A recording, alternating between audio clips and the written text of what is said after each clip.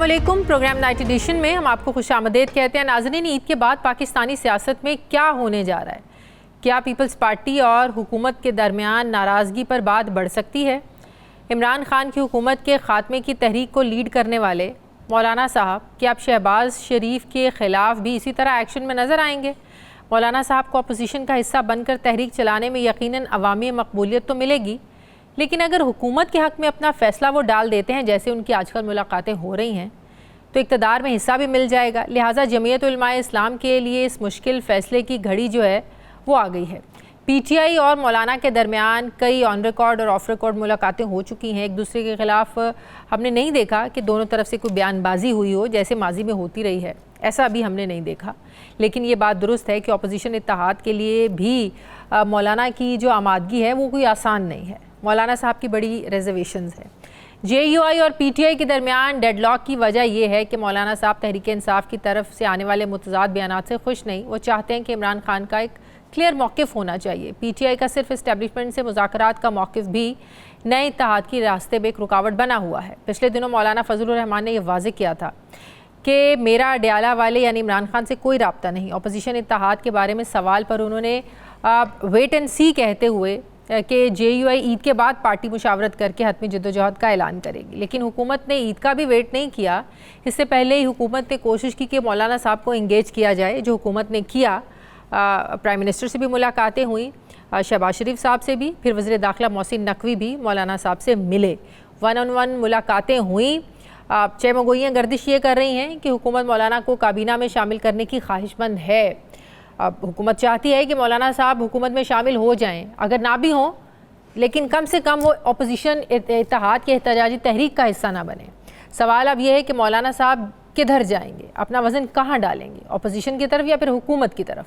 मौलाना की अगली सियासी मूव क्या होगी? सवाल ये भी है कि जिस मौलाना को नवाज़ शरीफ नहीं मना सके, क्या शहबाज शरीफ और मोहसिन नकवी क्या उन्हें मना सकेंगे? मौलाना साहब चाहते क्या हैं? मैं बात करूँ कि मुझे JUI FE के सीनियर रहनुमा सेनेटर कामरान मुर्तज़ा साहब ज्वाइन करें। अस्सलाम वालेकुम, बहुत बहुत शुक्रिया कामरान साहब आपका। कामरान साहब, बड़ी कन्फ्यूजन सी है कि जब मौलाना साहब का एक स्टांस है कि उनका मैंडेट चोरी हुआ है, जिसका मैंडेट बनता है उसको मैंडेट मिलना चाहिए, तो ज़ाहिर है मुलाकातें भी वो उनसे कर रहे हैं जिनको मैंडेट दिया गया है और नाजायज़ दिया गया है। मौलाना साहब का भी हक मारा है, तो मौलाना साहब उनसे क्या बातें हो रही हैं, मुलाकातें हो रही हैं? जैसे मैंने कहा, वज़ीर दाखिला से भी मिले, शहबाज शरीफ साहब से भी मिले। आपको नहीं लगता कि अगर हुकूमत बनाने में कामयाब हो जाती है तो ये मौलाना की सियासी साख को नुकसान पहुंचेगा? इससे बेनिफिशियरी है इस सारे मामले की। 3 लोगों को मैंडेट मिला है चोरी शुदा, जिसमें PTI भी शामिल है, खैबर पख्तूनख्वा में। तो ये ऐसी बात नहीं है कि सिर्फ नून को मिला है या पीपल्स पार्टी को मिला है। 3 लोग हैं, उसमें ये मामला जो है इतना आसान भी नहीं है, कॉम्प्लिकेटेड है। हमारा ख्याल ये था कि दोस्ती निभाई जाएगी। तारीख के बाद भी जिस तारीख को हमारे दोस्त चलाने के काबिल नहीं थे, वो तारीख हमने चलाई, और उसके बाद जो है ना हम बाहर हैं, वो अंदर हैं। इसके बाद क्या एक दफ़ा फिर ये माजी दोहराया जाएगा? ये ऐसे सवाल आते हैं जो पार्टी के अंदर डिबेट हो रहे हैं। PTI के साथ तो खुद ज्यादती हुई है। आप लोग कह रहे हैं कि KPK में उन्होंने आप लोगों के साथ ज्यादती कर ली। अब KPK में उनको इक़्तिदार दिलवाया गया है, क्या उनसे धांधली करवाई गई है? मौलाना साहब ने जो आप लोगों का एक मुतालबा था कि KPK के जो CM हैं वो ख़त लिखे पेशावर हाई कोर्ट को कि ऑडिट करवाया जाए इन इलेक्शंस का, तो क्या तहरीक इंसाफ इस पर मानी नहीं? जी, इस पे पहले वाइब्स जो आ रही थी कि जी ठीक है हम कर देंगे, हम पिछली ईद से पहले कर देंगे, फिर हम ये कर देंगे, हम 10 दिन में कर देंगे, हम 8 दिन में कर देंगे, तो उस पे जो है वो बात उसकी नहीं मानी गई। 3 बेनिफिशियरी हैं इस मामले के, और पहले जो है वो एक तरह से मुख्तलिफ चैनल्स पे ही, कहीं पे किसी मुज़ाकरात में नहीं मगर मुख्तलिफ चैनल्स पे जो है ना ये तासुर दिया जा रहा था कि जी हम तो तैयार हैं। तो हमने कहा आप तो ख़त लिखे ना। 20 नशस्तें हैं उसमें ऐसी जिसमें 2000 से कम का हमारा और PTI का फ़र्क है, मगर हारते हर जगह पे हम हैं। उस 20 में से 10 ऐसी नशस्तें हैं जिसमें 1000 से कम का फ़र्क है, कहीं 500 का, 400 का, 300 का, 800 का, और हारते सिर्फ हम हैं। ये अजीब इत्तेफाक है, ये ऐसा इत्तेफाक तो में हुआ करता है। तो वो जो इंतज़ाम जो किया गया है इस इलेक्शन में 8 फरवरी के, उस 8 फरवरी के इलेक्शन के इंतजाम में जो है उसमें बहुत से लोग जो है उसके बेनिफिशरी हैं, उन सब का बेनिफिट जो है वो मैंडेट पता चल रहा है। आप कह रहे हैं 8 फरवरी के बेनिफिशरी में पीटीआई भी शामिल है केपीके में? बिल्कुल ऐसे ही। तो फिर आप लोग उनके साथ फिर तहरीक चलाने का तो फिर सवाल ही पैदा नहीं होता, क्या ख्याल है? अगर तो ऐसी बात होगी कि जिसमें ये तय होगा कि सारा जो है ना तमाम का तमाम जो है इलेक्शन खुलेगा और उसका आदत होगा इंक्लूडिंग दी खैबर पख्तूनख्वा, फिर बात आगे बढ़ सकती है। ये नहीं कि दूसरे का जो है ना वो तुम करो तो खराब मैं करूँ तो स्वाब, ये इस तरह से नहीं होगा। पीटीआई तो खुद कहती है कि जुडिशल कमीशन बनाएं, दूध का दूध हो, वो तो खुद कहते हैं कि ज्यादती उनके साथ हुई है। तो पीटीआई तो जुडिशल कमीशन के मुतालबात लेकर फिर रही है, कोई सुन नहीं रहा उनकी। हम भी तो उनसे कह रहे हैं ना कि ये 100 दिन गुजर गए भाई, आप पेशावर हाई कोर्ट के चीफ जस्टिस को खत लिखते, इलेक्शन कमीशन को लिखते और उनको कहते कि हम तो तैयार हैं, ये एक जुडिशल कमीशन, एक जज नॉमिनेट कर दीजिए, 2 कर दीजिए, 4 कर दीजिए, और जो बड़े स्टेक होल्डर थे उनको कहते आओ बताओ कितने परसेंटेज को खोलना है और खोलने का क्या तरीका होगा जो है वो, और ऑडिट का क्या तरीका कार होगा। बात तय होती, दूसरों को जो है ना वो प्रेसिडेंट मिल जाता, दूसरों के लिए प्रेसिडेंट बन जाता कि जनाब ये इन्होंने खोला है, उसमें जो है ना उसमें 50% दानगी आई है, 1% भी नहीं आई है, 100% आई है, तो वो दूसरों को खुद ब खुद जो है ना वो उस काम पे मजबूर कर दिया जाता, मगर वो खुद करने के लिए तैयार नहीं है, दूसरों को तो सारे का सारा जो कुछ होगा वो पैकेज डील होगी। ऑडिट होना है तो पूरे का पूरा फिर कर दीजिए। तो ईद के बाद तहरीक चलाने का इरादा है आप लोगों का? ईद तो गुजरने थे, ईद कल से शुरू होगी। नहीं, ईद के बाद तहरीक चलाने का इरादा है? ईद तो गुजरने थे, कल से शुरू होगी। ठीक हो गया, बहुत बहुत शुक्रिया JUI के रहनुमा सैयद इमरान मुर्तज़ा साहब, बहुत शुक्रिया आपका। नाजरीन, पाकिस्तान में पावर गेम का सियासी खेल कोई नया नहीं है, फ़र्क बस ये है कि यहाँ कुछ अरसे के बाद खिलाड़ी बदलते रहते हैं या बदल दिए जाते हैं। जब तक गेम ओवर नहीं होती हर खिलाड़ी को ऐसा ही लगता है कि वो तो सबसे अहम है। यहाँ सियासी खिलाड़ियों को आखिरी वक्त पर ही पता चलता है कि जिस खेल में वो जान की बाजी लगाते हैं, सारा सियासी सरमाया अपना झोंक देते हैं और सियासी दुश्मनियाँ भी मोल ले लेते हैं, इस खेल के असल खिलाड़ी वो नहीं बल्कि वो तो कोई और है। कल यही हाल इमरान खान का भी था, वो यकीन की बुलंदियों पर थे कि उनका मुतबादिल तो कोई और हो ही नहीं सकता, मगर फिर गेम ऐसी पलटी कि देखते वाले देखते ही रह गए। कल तक उन्हें ये मशवरे मिल रहे थे कि मुल्क तभी तरक्की करेगा जब सारी ऑपोजिशन जेलों में होगी, और आज ऐसे ही मशवरे शहबाज शरीफ हुकूमत को भी मिल रहे हैं। वफाकी वज़ीर एहसन इकबाल ने एक बयान में कहा कि लोग आकर हमें कहते हैं कि अगर मुल्क ने तरक्की करनी है तो इमरान खान को 5 साल तक जेल में रखें। एहसन इकबाल साहब तो ये भी कह रहे हैं कि पता नहीं एंग्री मैन यानी इमरान खान की लड़ाई है किससे, झगड़ा क्या है, किससे है। हालांकि ये वही लड़ाई मालूम होती है जो मुस्लिम लीग नून ने वोट को इज्जत दो का नारा लगाकर लड़ी थी। ये अलग बात है कि फिर नून लीग ने खुद ही वोट की को इज्जत दो पर ये जो नारा था इस पर कॉम्प्रोमाइज़ कर लिया, लेकिन इमरान खान अभी तक टूटता हुआ नज़र तो नहीं आ रहा है। सवाल आज भी वही है कि मौजूदा सियासी बसात का मोहरा कौन है और असल खेल है किसका। सवाल ये भी है कि अब सारे सियासी खेल का दी एंड होना क्या है, और कहा जा रहा है कि ईद के बाद बड़ी ज़बरदस्त तहरीक चलने जा रही है, और अगर इस तहरीक में मौलाना फजल रहमान अपना हिस्सा डाल देते हैं तो हुकूमत के लिए मुश्किलात खड़ी हो सकती हैं। मैं बात करूंगी, मुझे ज्वाइन कर रहे हैं सीनियर सहाफ़ी तज्ज़ियाकार मज़हर अब्बास साहब। अस्सलाम वालेकुम, बहुत बहुत शुक्रिया मज़हर अब्बास साहब आपका।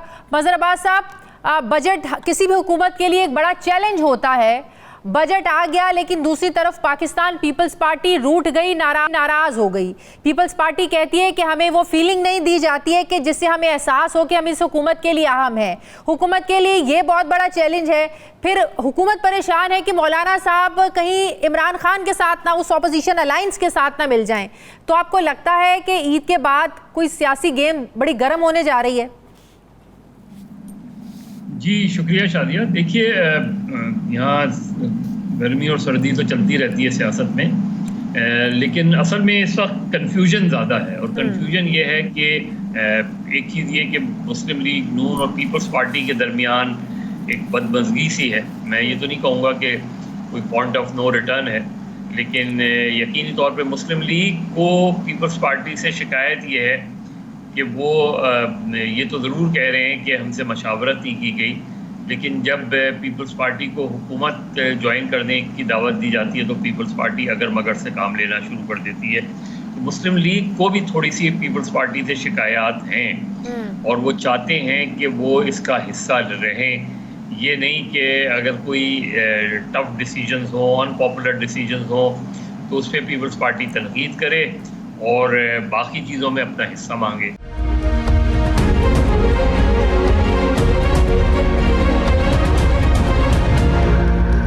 मज़हर अब्बास साहब, हमने माजी में देखा है, चाहे MQM हो चाहे कोई भी इत्तेहादी हो, जब बजट का मौका आता है या कोई कानून साजी का मरला हो तो इत्तेहादी ऐसे मौक़ों पर नाराज़ ज़रूर होते हैं जिसे कहा जाता है मौका परस्ती या अपनी बात मनवाना या मज़ीद अपनी ज़रूरियात या मुतालिबात को पूरा करवाना। आपके नज़दीक पाकिस्तान पीपल्स पार्टी को मज़ीद और क्या चाहिए? आइनी ओहदे उनके पास हैं, सदर मुमलिकत का सबसे बड़ा ओहदा उनके पास है, गवर्नर्स उनके हैं, और क्या चाहिए आपको लगता है पाकिस्तान पीपल्स पार्टी को?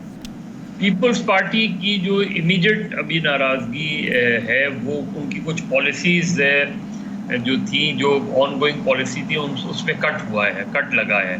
तो पीपल्स पार्टी चाहती है कि वो पॉलिसीज़ जो हैं वो वापस रिवाइव की जाएँ।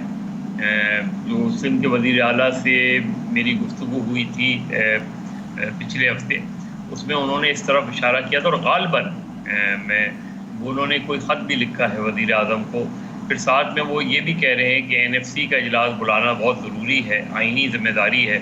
और NFC में क्योंकि जो है ये डिस्ट्रीब्यूशन ऑफ मनी के मामलात होते हैं, फिर काउंसिल ऑफ कॉमन इंटरेस्ट का इजलास भी अब होना है। तो ये सारे मामलात हैं जिसमें पीपल्स पार्टी ज़ाहिर है सिंध के हवाले से वो अपनी जो भी उनके शेयर्स हैं या जो पॉलिसीज़ हैं उसका रिवाइवल चाहती हैं। हुकूमत में शमूलियत मेरा ख्याल है अभी तो पीपल्स पार्टी के एजेंडे में नहीं है कि वो हुकूमत को ज्वाइन करेंगे। तो अभी तो सिचुएशन यही लग रही है। तो पंजाब में उनको किस चीज़ की स्पेस चाहिए? क्या आपको लगता है कि वो जो कह रहे हैं पंजाब में भी हमें स्पेस नहीं मिल रही है? देखिए, पंजाब में पीपल्स पार्टी जो है वो 2000 पे 2013 के बाद से पीपल्स पार्टी को 2013 के इलेक्शन में बहुत बड़ा धचका लगा था कि पीपल्स पार्टी प्रैक्टिकली पंजाब में बिल्कुल फारिग हो गई थी। हाँ। अभी भी आप देखें कि पीपल्स पार्टी में सिर्फ जो लोग मुंतखब हुए हैं वो हुए, उनमें एक तो सदर्न पंजाब में अगर आप देखें तो पूरी यूसुफ रज़ा गिलानी की फैमिली इस वक्त पार्लियामेंट का हिस्सा है। हाँ। ये भी हमारी सियासत में होता है। तो वो पॉलिटिकल स्पेस मेरा ख्याल है जिस तरह PTI और यानी उस्मान बुज़दार और चौधरी परवेज़ इलाही का अरेंजमेंट था कि चौधरी परवेज़ इलाही और मुस्लिम लीग काफ ने जब PTI को सपोर्ट किया था पंजाब में, तो कोई 6 अजला ऐसे थे जिसमें कम्प्लीटली एम्पावर जो है वो चौधरी परवेज़ इलाही थे। यानी वो जो 6 अजला थे जिसमें गुजरात भी शामिल है, उसमें उनकी पॉलिसी चलती थी, उनकी डायरेक्टिव चलती थी। और उस्मान बुज़दार उन 6 इलाकों के अजला के ऑलमोस्ट चीफ मिनिस्टर नहीं थे बल्कि चौधरी परवेज़ इलाही थे। एक ज़माने में सिंध में भी ये हुआ था जब मुशर्रफ साहब की पीरियड थी कि सिंध में क्योंकि पीपल्स पार्टी की हुकूमत नहीं थी तो सिंध में जो MQM को शेयर मिला था उसमें ऑलमोस्ट जो अर्बन सिंध थे उनको गवर्नर लुक आफ्टर करते थे और रूरल सिंध को वज़ीर आला, उस वक्त गालिबन अरबाब रहीम चीफ मिनिस्टर थे। तो अब जो सूरत हाल इस वक्त बन रही है उसमें मुस्लिम लीग नून चाहती है कि सदर्न पंजाब में उनको पॉलिटिकल स्पेस मुस्लिम लीग जो है वो दे, कम्प्लीटली दे उसमें। तो अब मुझे नहीं पता कि मुस्लिम लीग के लिए भी ये आसान नहीं होगा फैसला, लेकिन ये कि ये टेंशन क्या ऐसा होगा कि पीपल्स पार्टी बजट में वोट नहीं देगी। अगर मनी बिल पास नहीं हो सका तो फिर तो हुकूमत का रुकना मुश्किल हो जाएगा। Definitely. तो ऐसी इस सिचुएशन में मेरा ख्याल है ये पॉइंट तो नहीं है, इस दहश तक तो नहीं आएगी बात कि हुकूमत ही गिर जाए, क्योंकि वो हुकूमत का गिरना तो पीपल्स पार्टी के भी हक में नहीं जाता। बिल्कुल। अच्छा, अब जो वो नहीं होगा, लेकिन मेरा ख्याल है कुछ मुस्लिम लीग नून कंसीड करेगी और कुछ पीपल्स पार्टी गिव अप करेगी। कुछ गिव एंड टेक की सिचुएशन ज़ाहिर है वो होगी तो मामलात आगे बढ़ेंगे। मज़हर साहब, ये जो PTI का मुज़ाकरात के हवाले से कभी उनकी हाँ होती है कभी ना होती है, फिर कहा जाता है महमूद अचकज़ई साहब को बैरिस्टर गौहर साहब कहते हैं अडियाला में मिलते हैं खान साहब से, बाहर आके कहते हैं कि खान साहब ने इख्तियार दे दिया है। जब इख्तियार की बात आती है, भाई किससे इख्तियार दिया है? सियासी जमातों से। अब तो वो कहते हैं नहीं, हमने तो सियासी जमातों से बात ही नहीं करनी है, चोर डाकुओं जिन्होंने हमारा मैंडेट लिया हमने तो बात ही नहीं करनी है। हाँ अचकजई साहब अपने तय बात करें तो करें। तो इसमें भी आपको लगता नहीं कि बहुत सी कंफ्यूजन है? क्या अचकजई साहब अब मामलात अपने तय तय कर सकते हैं जरदारी साहब से, नवाज शरीफ साहब से? अगर उनके पास ये इख्तियार नहीं है तो क्या वो इस्टेब्लिशमेंट से बात करेंगे फिर? ये बिल्कुल ठीक है शादिया। देखें, इमरान खान साहब किसी भी सूरत में आज भी, कल अगर अचकजई साहब की बातचीत होती भी है, शुरू होती भी है पीपल्स पार्टी और मुस्लिम लीग से, तो ये तो आप रेस्ट एश्योर के इमरान खान नहीं बात करेंगे। वो उस अरेंजमेंट को एक्सेप्ट कर लेंगे जो अगर अचकजई साहब कोई फार्मूला लेकर आते हैं। वो चूँकि 6 जमाती इत्तेहाद के सरबराह हैं महमूद खान अचकजई, तो इमरान खान अपनी रिजर्वेशन के साथ उसे एक्सेप्ट कर लेंगे अगर कोई फार्मूला आता है। लेकिन अगर इमरान खान साहब को पर्सनली जरदारी साहब से मिलना हो पड़े या शहबाज शरीफ से, तो वो मुझे होता नहीं नज़र आ रहा किसी भी सूरत में। वो इनडायरेक्ट ही अरेंजमेंट पहले भी हो चुका है। इनडायरेक्ट अरेंजमेंट एक ज़माना था, ये ज़रूर था कि 2007 में इमरान खान साहब उस इत्तेहाद का हिस्सा थे जिसमें नवाज शरीफ भी थे और जिसमें काजी हुसैन अहमद भी थे। माजी में ऐसा नहीं है कि लेकिन अब इमरान खान साहब की पोजीशन बहुत हार्ड हो गई है इसमें। लेकिन एक बीच का रास्ता अचकजई साहब के थ्रू निकला है। अब वो किस हद तक सक्सेसफुल होता है, हो सकता है कामयाब किसी हद तक हो जाए, लेकिन मीटिंग पॉइंट क्या हो सकता है? देखिए, पीटीआई तो ये चाहती है कि उनके मैंडेट को तस्लीम किया जाए। ज़ाहिर है उनके मैंडेट को तस्लीम करने का मकसद ये कि शहबाज शरीफ इस्तीफ़ा दें और जो है वो पीटीआई जो है हुकूमत बनाने की पोजीशन में आ जाए। दूसरा तरीका ये हो सकता है कि कोई कमीशन बन जाए, उस कमीशन को साबित करे कि इलेक्शन में रिगिंग हुई थी नहीं हुई थी। ये असल चीज़ ये है कि पहली चीज़ ये कि पॉलिटिकल विक्टिमाइजेशन जो पीटीआई समझती है उनके साथ हो रहा है वो ख़त्म की जाए। उस सिलसिले में पेशरफ्त हो सकती है। पीटीआई का इस वक्त एक वाहिद जो मुतालबा है वो ये कि इमरान खान को जेल से रिहा किया जाए और उनको ऑलरेडी बरी हो चुके हैं, अपील ज़रूर पेंडिंग है। तो उस वक्त उस सिलसिले में अगर कोई पेशरफ्त होती है, वो भी मुस्लिम लीग के लिए इसलिए आसान नहीं होगा कि इमरान खान साहब का जेल से बाहर निकलना जो है वो मुस्लिम लीग ये बहुत बड़ी मुसीबत खड़ी कर सकता है। वही तो बात कल तक इमरान खान कहते थे कि इनको जेलों में रखो। आज इसी हुकूमत की इनकी भी ये सोच है कि अगर हमने आगे जाना है, आपको याद होगा राना सनाउल्लाह साहब ने कुछ अर्सा पहले ये बात की थी कि इमरान खान को बाहर निकालने का मतलब है हम सब जेलों में चले जाएं। तो मुझे इसलिए कोई बहुत फौरी तौर पे कोई बड़ा ब्रेक थ्रू तो नहीं लगता। हाँ, पॉलिटिकल सिचुएशन को ईज किया जा सकता है उसको। मुस्लिम लीग जैसे अभी पिछले दिनों पीटीआई के लोग मुजाहरा कर रहे थे, उनको उठा के ले गए। अब ये जो इस तरह के इल्ज़ाम हैं ये ख़त्म हो सकते हैं। दूसरे जो उनकी जैसे ख़वातीन है ख़ास तौर पे उनके बारे में एक लीनियंट व्यू अडॉप्ट किया जा सकता है। फिर ये भी तय हो सकता है कि कोई नए मुकदमात कायम नहीं हो, तो एक वे आउट किसी हद तक निकल सकता है। लेकिन अगर हम ये समझ लें कि कोई ऐसी बातचीत होगी और जिसके नतीजे में जो है वो चीज़ें बिल्कुल यकसर बदल जाएंगी, तो ऐसा मुझे होता नज़र नहीं आ रहा। सही, बहुत बहुत शुक्रिया सीनियर सहाफ़ी तज्ज़ियाकार मज़हर अब्बास साहब मेरे। मुझे ब्रेक लेनी है नाज़रीन, वापस आते हैं एक छोटे से वक्फे के बाद।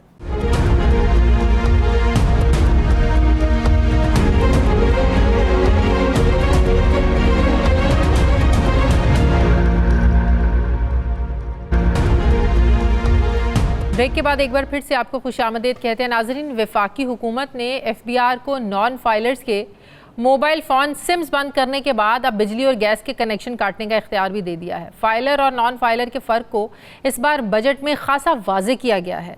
तो क्या आपको मालूम है कि नॉन फाइलर को टैक्स नादहिंदा कहना या टैक्स चोर कहना ये दुरुस्त नहीं? पाकिस्तान में जनरल सेल्स टैक्स हर नॉन फाइलर भी देता है। पाकिस्तान में पेट्रोलियम लेवी हर नॉन फाइलर भी देता है। पाकिस्तान में with holding tax her non filer भी देता है। पाकिस्तान में बिजली के बिल में आने वाले मुख्तलिफ अक़साम के सारे टैक्सेस ये सब नॉन फाइलर भी देते हैं। तो फिर समझने की बात यह है कि नॉन फाइलर होता कौन है और इनके साथ ये उछूतों वाला सलूक क्यों किया जा रहा है। नाजरीन, नॉन फाइलर वो है जो अपनी सालाना इनकम का हिसाब किताब रियासत पाकिस्तान को नहीं देता, यानी अपनी इनकम बताता नहीं है, तो इस पर इनकम टैक्स भी नहीं देगा। इसे फाइलर बनने के लिए अपने इनकम और अखराजात हर साल एफबीआर को गोशवारों की शक्ल में जमा करवाने होंगे। अगर वो अपनी इनकम एफबीआर को नहीं बताता और इस पर टैक्स नहीं देता तो इसे नॉन फाइलर, टैक्स नादहिंदा, हत्ता कि टैक्स चोर तस्वुर किया जाता है। इसमें पाकिस्तान की ताजिर बिरादरी, दुकानदार, कारोबारी कम्यूनिटी का लगभग 90% हिस्सा आता है, क्योंकि जो मुलाजमत पेशा लोग हैं वो तो तनख्वाहों पर चाहें या ना चाहें उनका तो टैक्स कट ही जाता है। अब इस साल के बजट में जो टैक्स कलेक्शन का टारगेट हुकूमत ने सेट किया है उसका हुजम 12,970 अरब रुपए है, जो गुज़श्ता साल से लगभग 38% ज़्यादा है। अब अगर पाकिस्तान का टैक्स नेट नहीं बढ़ाया जाता तो वही टैक्स देते रहेंगे जो पहले भी दे रहे हैं, यानी फाइलर हैं, जबकि नॉन फाइलर हुकूमत के नेटवर्क से बाहर हैं। लेकिन अब वो टैक्स से बच नहीं पाएंगे, बल्कि नॉन फाइलर पर टैक्सेस को होशरुबा हद तक बढ़ा दिया गया है। लिहाजा फाइलर बनकर हुकूमती सहूलियात भी हासिल करें और एक ज़िम्मेदार शहरी होने का सबूत दें, वरना सिम बंद होने के बाद गैस और बिजली हत्ता के आपको बाहर जाने में भी तंगी का सामना हो सकता है। अब सवाल यहाँ ये पैदा होता है कि पाकिस्तान में डबल टैक्सेस और ट्रिपल टैक्सेस भी वसूल किए जा रहे हैं। ऐसे में टैक्स नेट को बढ़ाने के लिए करना क्या होगा, या कई दिहाइयों से चलने वाला टैक्स निज़ाम ही पाकिस्तान का मुआशी मुकद्दर ऐसे ही रहेगा। और हुकूमत जो अपने अखराजात कम करने की बात करती है, जो कल प्राइम मिनिस्टर साहब ने कौम से खिताब में कहा, तो किस तरह, कहाँ किस सेक्टर में आप लोगों को अपने जो हैं वो अखराजात कम करने की ज़रूरत है। जब भी नई हुकूमत आती है और हर बजट में हमें ये नारा सुनाया तो ज़रूर जाता है, लेकिन पता ये चलता है कि बाद में बहुत ज़्यादा सरकारी मुलाजमीन की जो तनख्वाहें होती हैं, पर्क्स प्रिविलेजेस होते हैं, उनको हर साल हम बढ़ता ही देखते हैं, कभी घटता हुआ हमने नहीं देखा है, कभी इनकी तनख्वाहें घटती हुई हमने नहीं देखी हैं।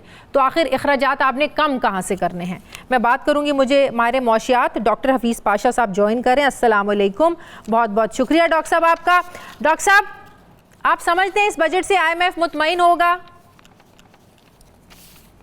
देखिए, अंदाज़ा तो ये है कि जिस तरह आपने जिक्र किया कि टैक्स के रेवेन्यूज में 40% तकरीबन इजाफे का टारगेट है और नॉन टैक्स रेवेन्यूज में 64% टारगेट, ऐसा टारगेट पाकिस्तान की तारीख में कम से कम मैंने तो पिछले 40 साल में नहीं देखा है। बात यह है कि कोशिश तो की जा रही है कि हर तरह से आमदनी में इजाफा हो, मगर आपने बिल्कुल मुनासिब बात की कि खर्चों में जो कमी लानी थी उस पे कोई मेरा नहीं ख्याल है कि इस वक्त बजट में कोई इशारा हमें मिला है। IMF जो है वो हद से ज़्यादा पाकिस्तान के जो माशी हालात हैं उन पर जो इक़दामात लेने हैं वो बहुत ही माइक्रो डिटेल में जाना शुरू कर दिया है, इस हद तक कि इस आइटम पे टैक्स लगा दें, उस आइटम को और बढ़ा दें, इस तरह की बात कर रहा है IMF को। ये नामुनासिब है। पाकिस्तान एक सवरेन मुल्क है और एग्रीमेंट टारगेट्स पे होना चाहिए और पाकिस्तान पहले अपनी स्ट्रैटेजी डेवलप करे और फिर डिस्कस करे। ये आगाज में IMF को इस तरह करना मैंने कम से कम नहीं देखा। मैंने खुद पाकिस्तान के बिहाफ पर IMF से 3 मरतबा नेगोशिएट किया है। अब सवाल ये पैदा होता है कि क्या IMF मान जाएगा? हाँ। यकीनन मान जाएगा, इसलिए कि बहुत हद तक हमने जो किया है इस बजट में वो वही चाहते थे। मतलब कि हमने कर तो दिया डॉक्यूमेंट्स की हद तक, अनाउंस करने की हद तक, लेकिन जो टारगेट्स आप लोगों ने रखे हैं क्या वो अचीव? देखें ना, IMF तो तभी खुश होगा ना जब जो हमने ये बजट स्पीच में कहा या जो अनाउंस किया वो प्रैक्टिकल हो भी। IMF तो तभी खुश होगा, सिर्फ कागजों की हद तक या सुनाने की हद तक नहीं होगा। मेरा कहने का मकसद ये है, जो टैक्स टारगेट का आपने कलेक्शन रेवेन्यू का एक टारगेट सेट किया है, क्या ये प्रैक्टिकल है? 12,970 अरब रुपए आपने इकट्ठा करना है। अभी पिछले साल, माली साल के टैक्स कलेक्शन में हम खसारे में हैं। बात दरअसल ये है कि अगर हालात मामूल पे चलाएं और टैक्स के निज़ाम में कोई तब्दीली न करें तो पाकिस्तान के रेवेन्यूज में जिस तरह हमने प्रोजेक्शन किया है कि शरह नमू 3.5%, अफरात ज़र तकरीबन 12 से 13%, तो इसके नतीजे में पाकिस्तान के रेवेन्यूज में तकरीबन 1500 अरब का इजाफा हो सकता था। अच्छा। मगर जो टारगेट लिया गया है वो इतना ज़्यादा है कि तकरीबन आपको 3,800 अरब जनरेट करने हैं, तो यानी कि टैक्स की जो तब्दीलियां की गई हैं उससे ये उम्मीद किया जा रहा है कि 2300 अरब एक्स्ट्रा हम जनरेट कर पाएंगे। देखिए, मेरी जिंदगी गुजरी है टैक्सेशन पर, काफी 90s में रिफॉर्म्स भी हमने किए। मेरी गुजारिश ये है कि ये फीसिबल नहीं है। अच्छा। और इसमें सिग्निफिकेंट शॉर्टफॉल होगा, और होगा ये कि हर क्वार्टर IMF रिव्यू करेगा अगर हमारे साथ प्रोग्राम शुरू होता है, और उसके नतीजे में जब शॉर्टफॉल नजर आएगा तो मिनी बजट का निजाम फिर से कायम हो जाएगा, जो हर साल होता है। डॉक्टर साहब, जो प्राइम मिनिस्टर ने कल अपने खिताब में कहा कि मैं आपसे वादा करता हूं, अगर हमने ये अपने टारगेट अचीव कर लिए तो ये पाकिस्तान की तारीख का IMF का आखिरी प्रोग्राम होगा, ये इतना आसान सिर्फ कहना है या प्रैक्टिकली भी इतना आसान है? बिल्कुल नहीं जी। बात दरअसल ये है कि जो कर्जों का बोझ है वो मुसलसल बढ़ता जा रहा है, और पाकिस्तान को तकरीबन 22 से 25 अरब डॉलर सालाना किसी न किसी तरीके से अपने मुल्क में लाना है, ताकि हम कर्जों का जो वापसी है, सूद जो है और तिजारती खसारा जो है, ये सब चीज़ों को हम पूरा कर पाएं। हालात इस वक्त बहुत परेशान कुन हैं, और आप ये सोचिए कि बाहर से इस वक्त हमारा एक्सेस नए लोन्स पर बैंकों से ख़त्म हो चुका है, और हम नए बॉन्ड्स भी बिल्कुल फ्लोट नहीं कर पाते हैं। तो दो बड़े सोर्सेस ख़त्म हो गए हैं हमारे लिए। ये IMF के प्रोग्राम होने के बावजूद ये हुआ है, इसलिए कि क्रेडिट रेटिंग जो है वो बहुत गिर चुकी है। तो with all due respects, unless there is major reforms, अब आपको एक एग्जांपल मैं दूं जो मैं समझता हूँ नामुनासिब था बजट में। देखिए, बरामदाद हमारे मुल्क की रीढ़ की हड्डी है इस वक्त हमारी लाइफ, और हमें कोशिश करके इसको इतना बढ़ाना है कि वाकई हम आखिरी IMF प्रोग्राम में चले जाएं। बट आपको यकीनन ये पता होगा कि हैरत अंगेज बात यह है कि आपने जो 1% प्रिजम्पटिव टैक्स था एक्सपोर्टर्स पर, उसको खत्म करके फुल इनकम टैक्स के निजाम में ले आए हैं आप। सारी दुनिया में एक्सपोर्टर्स को इंसेंटिव्स मिलते हैं। आपको पता है बांग्लादेश क्या इंसेंटिव देता है? अपने एक्सपोर्टर्स को टका में 20% एक्सचेंज रेट से ज्यादा देता है। अच्छा। और यहाँ हमने उनको टैक्स करके खत्म कर देंगे। साथ साथ हम बिजली के निर्ख बढ़ा रहे हैं, गैस के निर्ख बढ़ा रहे हैं, एक्सचेंज रेट स्टेबल हो गया है, तो हमारे एक्सपोर्टर्स तो स्क्वीज हो गए हैं। उनके एक्सपोर्ट 6-6.5% गिरे हैं वॉल्यूम में।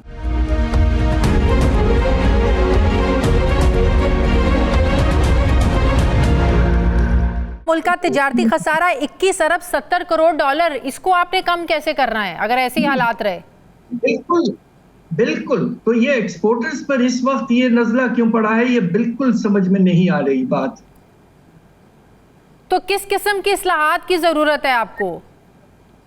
देखिए, बात यह है कि पंजाब और सिंध ने अपने पंजाब की बजटें पेश की हैं, और उसमें देखा आपने कि बिल्कुल कोई जिक्र या कोई कोशिश नहीं है कि ज़री शोबे के जो सबसे अमीर बड़े बड़े ज़मींदार हैं, जिनके पास 400 एकड़ ज़मीन है, उन पर कोई टैक्स नहीं लगाया जा रहा है।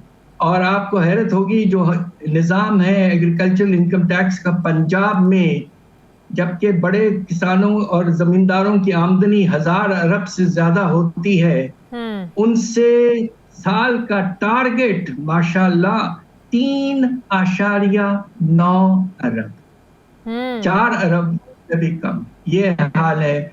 तो आपको टैक्स बेस ये बढ़ाना है। दूसरी तरफ आपको प्रॉपर्टीज पर आपने कुछ कोशिश की है, कुछ कैपिटल गेन्स बढ़ाया, ट्रांजैक्शन पे बढ़ाया है, मगर रेंटल प्रॉपर्टी टैक्स जो है, आपको हैरत होगी, पूरे पाकिस्तान में ये 35 अरब के लगभग है। और हिंदुस्तान का एक शहर है मुंबई मेट्रोपॉलिटन कॉरपोरेशन, उस शहर से पाकिस्तानी रुपए में 250 अरब की रेवेन्यू है।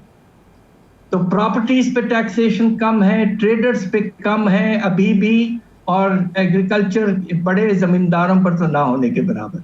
अच्छा, यहाँ पे जो कैश में देखें ना, बहुत सारे बिजनेसेस आपको पता है यहाँ पे कैश में होते हैं, जैसे रेस्टोरेंट्स हैं, जैसे शादी हॉल हैं, इस तरह के जो बिजनेस हैं आपको पता है अरबों रुपया इनकी साल की इनकम होती है। अब ये सब जब ये सब काम ही कैश में होगा तो ये तो ऑटोमेटिकली टैक्स सिस्टम से बरी जिम्मा रहेंगे। इनको कौन पकड़ेगा और कैसे पकड़ेगा, इसके लिए क्या पॉलिसी होनी चाहिए? देखिए, हमारे फाइनेंस मिनिस्टर साहब ने बड़ी मुनासिब बात की और वो ये थी कि डिजिटाइजेशन का निज़ाम आना चाहिए पाकिस्तान में। हिंदुस्तान में माशाअल्लाह डिजिटाइजेशन बहुत आगे बढ़ चुका है और आज उनके रेवेन्यूज 18% हैं जीडीपी के, हमसे 2 गुना। डिजिटाइजेशन का प्रोसेस करना बेतहाशा जरूरी है। आप ये एक और एग्जांपल आपको दे दूं, ट्रैक एंड ट्रेस सिस्टम जो हमने शुरू किया था कुछ इंडस्ट्रीज पे, खास तौर पे सिगरेट्स पर, पूरी तरह से फेल हुआ है। ये ऐसा क्यों है पाकिस्तान में कि निज़ाम चलता नहीं है और फेल हो जाता है, बाकी दूसरे मुल्कों में चल पड़ता है। तो पाकिस्तान को डिजिटाइजेशन, ट्रैक एंड ट्रेस, हर तरह की डॉक्यूमेंटेशन की तरफ आगे बढ़ना बहुत जरूरी हो चुका है। तो नॉन फाइलर्स के लिए जो सिम्स बंद कर रहे हैं, बिजली गैस के मीटर्स काट रहे हैं, क्या ये आपको लगता है ये दुरुस्त फैसला है? देखिए, ये एक नेगेटिव अप्रोच है। पॉजिटिव अप्रोच आपका ये होना चाहिए कि you should give incentives for documentation. This is होगा ये कि मुख्तलिफ तरीके निकल आएंगे इससे भी एस्केप करने के।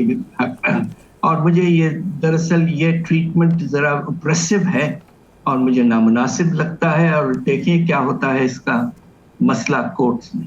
सही, अगर हमें मुल्क को सही डगर पर लेकर जाना है तो टैक्स टू जीडीपी वो हमारा टारगेट क्या दुरुस्त है? जी, जो हमारे फाइनेंस मिनिस्टर साहब ने 13% जीडीपी का जिक्र किया है कि हमारा 3 साल का टारगेट है। इस साल अगर टारगेट हासिल हो गया तो हम 11% से भी ऊपर चले जाएंगे, तकरीबन 11.5% पर। अच्छा। तो इंशाल्लाह 13% हासिल करेंगे। मगर आप ये सोचिए कि बहुत से मुल्क जो हमारे लेवल पे हैं, हाँ, उनकी टैक्स रेवेन्यू तकरीबन 17% है। सही। डॉक्टर साहब, महंगाई की रेशो उसमें कुछ कमी तो आई है, इसकी क्या वजह है? लेकिन अब जो हमें ये भी नवीद कल सुनाई, पेट्रोल और डीजल भी महंगा होने जा रहा है। एक तरफ आप ये कर रहे हैं, दूसरी तरफ पेट्रोलियम लेवी की मद में आपने बहुत ज़्यादा पैसा आवाम से वसूल करना है। तो ये बैलेंस क्या बैलेंस है? एक तरफ आप सस्ता भी कर रहे हैं, ये आलमी मार्केट मंडियों में कमी की वजह से है, फिर पेट्रोलियम लेवी जब आप इतना हमसे वसूल करेंगे फिर सस्ता करने का क्या फ़ायदा? जी बिल्कुल ठीक कह रही हैं, आपने 10 रुपए कम किया तेल पे, और फिर जुलाई 1 अगर बजट अप्रूव हो गया पार्लियामेंट में तो 20 रुपए बढ़ा देंगे आप। हाँ, तो फायदा तो ये कुछ दिनों के लिए है फायदा। अब दूसरी तरफ आप ये देखिए कि पाकिस्तान का जो मसला इस वक्त बना पड़ा है वो सिर्फ ये है कि हमें बाहर से पैसों की फ्लो की बड़ी सख्त जरूरत रहेगी। और अगर आपने टैक्सेशन को बहुत सख्त कर दिया तो इसमें यह भी खतरा है कि बाहर से इन्वेस्टमेंट जो है वो मुतासर होगा और जो यहाँ फॉरेन इन्वेस्टर्स हैं वो शायद चले जाएं। ठीक है, तो इसलिए भी one has to be very careful. And लेकिन अभी तक के हालात के मुताबिक आप देखें, यूएई भी हमारा साथ दे रहा है, चाइना भी, तो अभी तक तो लग रहा है कि इन्वेस्टर यहाँ का रुख कर रहे हैं। क्या इसकी वजह ये पॉलिटिकल इंस्टेबिलिटी जो एक नज़र आ रही है, इलेक्शंस हो गए, हुकूमत चल रही है, जो बाहर का एक कंसर्न होता है, जिन ममालिक ने कर्जे देने होते हैं उनका बड़ा कंसर्न होता है कि इनके मुल्क में पॉलिटिकल स्टेबिलिटी कितनी है? बात दरअसल ये है कि पिछले साल आपने देखा कि सऊदी अरेबिया ने खास तौर पे और यूएई ने पैसे उस वक्त डिपॉजिट किए हमारे यहाँ सेंट्रल बैंक में जब आईएमएफ का स्टैंड बाय फैसिलिटी दस्तखत हुआ। हाँ। तो हो सकता है कि वो इंतजार कर रहे हैं कि एक 3 साल का मुनासिब आईएमएफ प्रोग्राम आए तो फिर शायद कुछ फ्लो में इजाफा होएगा फिर से। बहुत शुक्रिया माहिर मौशियत डॉक्टर हफीज़ पाशा साथ थे। बहुत बहुत शुक्रिया आपका। प्रोग्राम का वक्त खत्म हो गया है। फीडबैक दें, अपना ख्याल रखें, मुझे इजाज़त दें। अल्लाह हाफ़िज़।